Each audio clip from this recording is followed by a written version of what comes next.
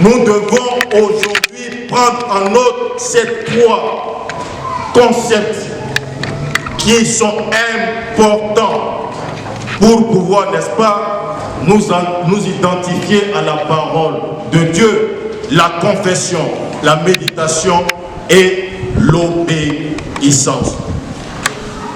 Mais Paul apôtre nous dit dans la première épître aux Corinthiens chapitre 4 verset 1,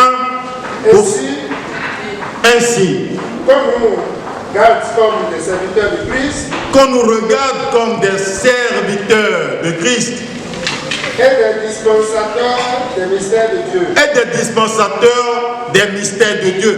Qu'on nous regarde comme des intendants. Nous ne sommes pas le maître. Qu'on nous regarde comme des serviteurs de Christ et des dispensateurs du mystère de Dieu. Mais qu'est-ce qu'on veut d'un serviteur? Qu'est-ce qu'on veut d'un serviteur?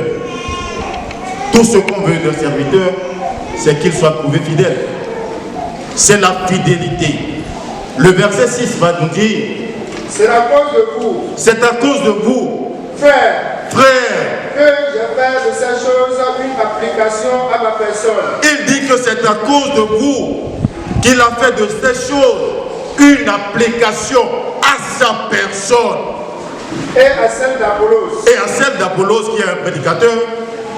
Afin que vous compreniez à nos personnes, à ne pas aller au-delà de ce qui est écrit. À ne pas aller au-delà de la parole de Dieu, qui est l'unité principale de l'action et de la réaction du chrétien. À ne pas aller au-delà de tout ce qui est prescrit, de tout ce qui est dit, à rester dans la ligne, dans les normes, à se confondre à la parole, à s'ennuyer sur la parole. Et c'est ceci qui est important. C'est ce qui va nous conférer le caractère de chrétien obéissant, fidèle. Oui.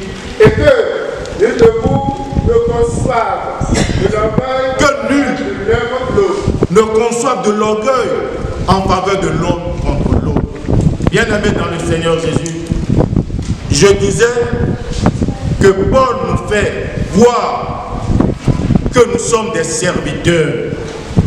Christ est le maître et tout ce que nous devons avoir en retour, c'est de la fidélité. Le symptôme de l'authenticité de notre identité, c'est la fidélité, c'est l'obéissance, c'est l'humilité. Alors, marchons selon la parole de Dieu. Agissons selon le bon dessein de Dieu. Respectons les commandements de Dieu, quel que soit notre grade, quelle que soit notre position, quelle que soit notre fortune. Si nous sommes enfants de Dieu, nous devons obéir à la parole dans la fidélité, afin que nous soyons trouvés sans reproche. Alléluia. Alléluia. Alléluia. Alléluia. Bienheureux aujourd'hui, comme dans l'ancien temps d'ailleurs, Romains 10, verset 16, les chrétiens n'applaudissent plus la parole de Dieu. Les chrétiens ne font plus la parole de Dieu, oui. Mais tous n'ont pas obéi à la bonne nouvelle. Mais tous n'ont pas obéi à la bonne nouvelle. C'est Paul qui le dit. En ce temps vétérotestamentaire, mais tous n'ont pas obéi à la parole. Aujourd'hui, est-ce que tous les chrétiens obéissent à la parole de Dieu? Mais quel enfant va dire à son père, quand son père va lui dire, mon fils, va me jeter ses ordures? Et le fils dit à son père, papa, je t'aime tellement que je ne peux pas verser la mort. Alléluia. J'ai dit, quel fils va dire à son père? Parce que nous disons que nous aimons Dieu. Le fils dit, papa, je t'aime tellement que ce que tu as demandé de faire, je ne peux pas le faire. Et c'est ce que nous faisons à Dieu. Nous disons tous, nous aimons Jésus, Jésus est mon roi, Jésus est mon sauveur, ah c'est Jésus. Mais quand la parole de Dieu dit, fais ceci, alors, bah ou le soir. Et là déjà, c'est des indicateurs de désobéissance. Le chrétien qui ne veut pas obéir taxe Dieu de trop protocolaire, taxe Dieu de très vraiment, on ne peut pas, mais Dieu c'est esprit, moi on est cher, et vraiment, il verra avec moi. Juste pour désobéir.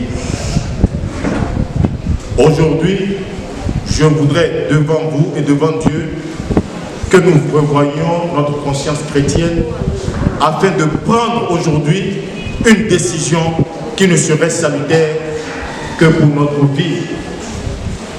C'est d'aller à l'école de l'obéissance. Mais tous n'ont pas obéi à la parole, oui. Ainsi Esaïe a dit, Seigneur, qui a cru à notre prédication? Tous n'ont pas obéi à la parole. Et Esaïe a dit, mais Seigneur, qui a cru à notre prédication?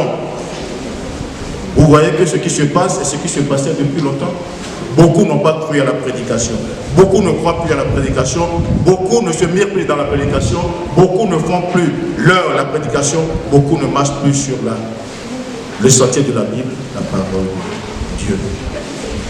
Bien-aimés dans le Seigneur, c'est à ceci qu'aujourd'hui je voudrais finir mes mots de cette prédication. Qu'en ramassis, je dirais en fond, Paul apostole iwato di dono betole do lomo. Mininyo do mesento wemi podo mekiyede donato yi nuda brajiko yawe tonla betole. Etewe kajebo mesento na tindo buena ngomena. O grand eton mindodo o beji ni no eton we. Ni ayi mesento eto beji na o grand we khome quand eton no ron.